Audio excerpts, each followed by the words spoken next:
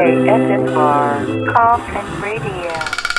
Well, welcome to another exciting episode of Coffin Radio. I am Heartthrob Rob, and today I'm giving my spoiler-free review of Hocus Pocus 2.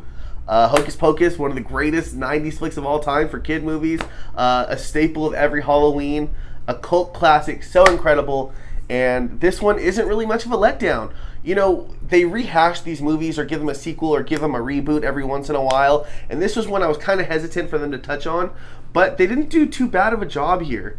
You know, the premise is, spoiler-free review, but premise is pretty much the same thing, right? The witches are back for one night. You got the Sanderson sisters here. You got Winifred, Mary, and I knew the other one's name, Sarah, Mary, and Winifred. You get all three of them back with, excuse me, Sarah Jessica Parker, Bette Midler, and Kathy and Jamie. And they're incredible here. But I think maybe they could have made the sisters a little bit more dastardly, a little bit more evil. You know, it was a fun throwback, and it was more fun than it was a little tinge more of a threat. You know, I feel like they weren't the biggest threat in the entire world like they were in the first one. But other than that, it was really good. They did some fun stuff. It's a little bit of musical going on in there.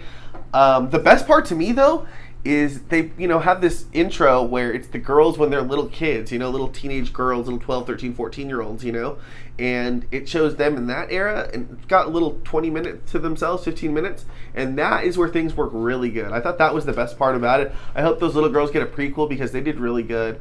But to see them back in this, original format, the movie's about 147, it's still good. It didn't suck, but not incredible. It kind of slowly peaks off, and I feel like the guy that starts the whole thing for them lighting the black flame candle doesn't really get his. I don't want to spoil anything, but when you guys watch it, that also bugged me. The person that doesn't start the whole thing doesn't get in trouble.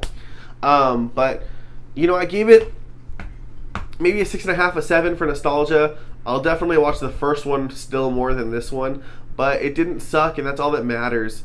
But the girls did great. I think that their acting is really incredible. I just think that they needed a little bit more work in the script. Other than that, I thought it was good. The production is incredible. The camera shots are good. I think, a little bit more of a threat would have been fun, but other than that, the tone is just right. But that's it, man. I thought it was still good. I give it about a 7, 6.5. But, the other one's still better. So it can't beat the original. But this one didn't do it a disservice. But let me know what you guys think, man. We'll talk about it in the comments. Make sure you like, subscribe. And if you like what you're watching, then hop in the coffin. Follow us on social media at Coffin Radio. Coffin spelled with a K. And that's all for today. ASMR Coffin Radio.